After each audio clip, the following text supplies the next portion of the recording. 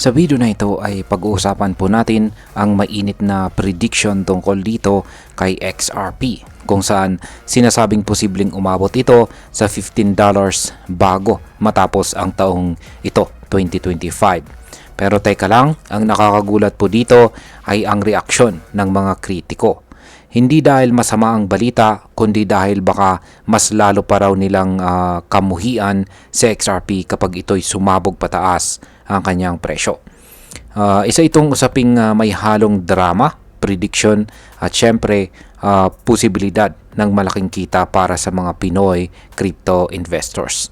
Kaya kung gusto mong malaman kung bakit ganito ang nararamdaman ng ilan patungkol kay XRP at ano ang magiging epekto nito para sa atin bilang isang trader o investor dito sa Pilipinas, ay syempre tapusin mo ang video na ito.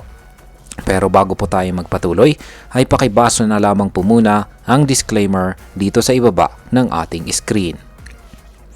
Yan, simulan po natin kung sino po ang nagbigay ng matinding prediction para kay XRP. Ang prediction na ito ay galing po kay Ginoong Alex Cobb, isang kilalang personalidad sa XRP community. Sa isa pong kanyang post online ay tinugon niya ang isang kritiko na nagsabing galit siya kay XRP. Imbis na putulan ng hate comment, ay tumugon itong si Ginoong Cobb gamit ang isang matapang na prediction. Yan, at ang kanyang matapang na prediction na ito ay aabot sa $15 si XRP bago matapos ang taong ito or 2025. Para po sa mga hindi pamilyar, si XRP ay kasalukuyang nasa presyong $2.20 lamang. Ibig pong sabihin kung totoo po ang prediction na ito, aakyat po ito ng mahigit 581%. Ayan. Ngayon ay ano nga ba ang nagpasiklab sa usaping ito?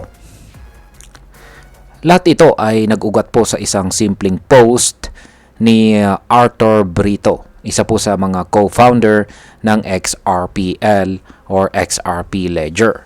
Matapos po ang 13 years na pananahimik ay nagpakita po siya ulit online gamit lamang ang isang emoji. Para po sa mga XRP supporters, ito ay parang muling pagkabuhay ng isang alamat. Isang hudyat na baka may malalim na nangyayaring development sa likod ng eksena. Isa sa mga nag-react dito ay si Ginoong Cobb na nag-post ng isang animated na king na may caption na "The lore with XRP is crazy." Yan. Pero hindi lahat ay natuwa. Mayroon pong isang kritiko na hindi natuwa sa post at sinabing ang ganitong mga imahe ay walang silbi sa pagpapatatag ng project. Tinawag pa itong isang joke. Ngayon ay paano po yung naging sagot? Yan, paano naging sagot ang prediction nitong si Ginoong Cobb? Ayan. Imbes na makipagtalo ay tinapatan po ni Ginoong Cobb ang pangungutya ng isang hyper bullish forecast. At ang kanyang mensahe ay hintayin mong sumipa si XRP sa presyong $15. Baka mas lalo mo pa itong kamuhian. Ayan. Ang ideya po ay simple. Yung mga taong tinatawanan at minamaliit sa XRP ngayon, sila rin yung posibleng magsisisi kapag nagtaas ang presyo nito at di po sila nakasakay. Ngayon ay ano po ang kahulugan ng presyong $15 para kay XRP? Kung tutuusin ay napakalaki po ng lundag mula sa kasalukuyang presyo nito. Ang dating all-time high na XRP ay nasa $3.84 na kanyang naabot pa noong nakalipas na January 2018. Ibig sabihin ay kung aabot po si XRP sa $15, mas mataas ito ng 290.62% kumpara sa dating record. Para po sa mga Pinoy crypto holders, halimbawa kung meron ka pong 1,000 na XRP, ngayon ay katumbas ito ng halos 125,000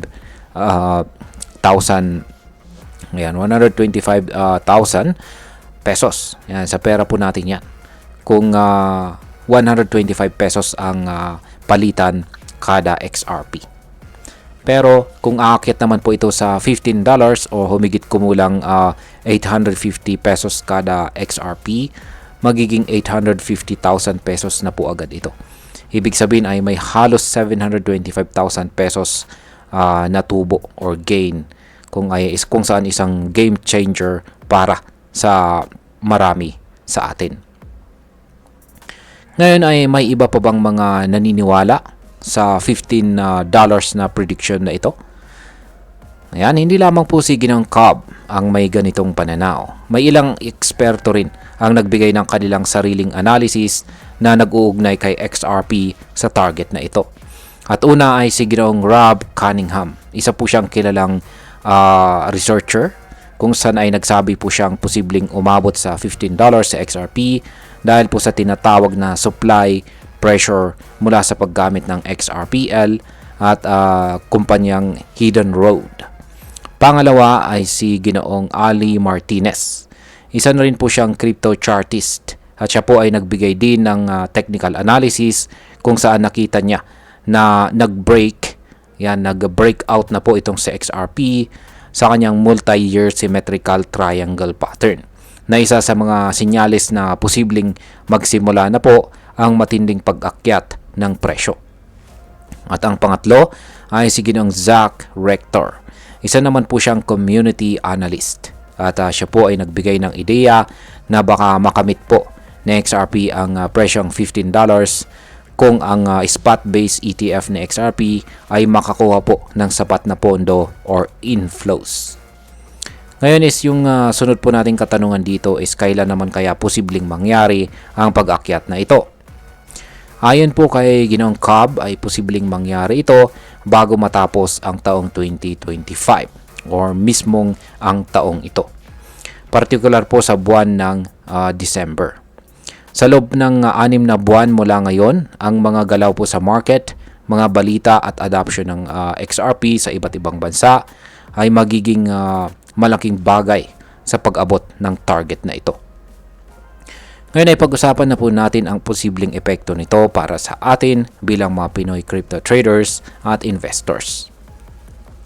Para po sa atin dito sa Pilipinas ay napakalaking oportunidad ito.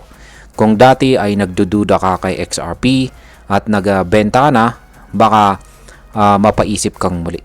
Ang halaga po ng pag-hold ng crypto assets tulad po ng XRP ay hindi lamang po basta espekulasyon. Ito ay isang long-term strategy kung saan kailangan mong timbangin ang balita, sentiments at mga galaw ng malalaking institutions. Kung sakaling matuloy po ang $15 na target, posibleng magkaroon po ng bagong wave ng interest mula sa mga Pinoy, lalo na't marami ang naghahanap po ng financial freedom. Pero kasabay nito, kailangan din nating mag-ingat. Hindi po garantiya ang lahat ng prediction. Kaya importante pa rin po ang diversification at saka risk management. At bilang panghuli, ang masasabi ko naman tungkol dito ay sa totoo lang, ang ganitong mga prediction ay hindi lang dapat tinitingnan bilang hype. Ang mga ito ay reflection po ng sentiments ng community at mga analyst. Pero hindi rin natin dapat iasa ang lahat sa mga opinyon. Sa crypto, ang pinakamahalagang puhunan ay hindi lamang po pera, kundi kaalaman. Sa XRP ay matagal ng bahagi ng eksena. Marami na po siyang pinagdaanan, pero patuloy pa rin siyang lumalaban. Kung ako po ang tatanungin, si XRP ay parang dark horse.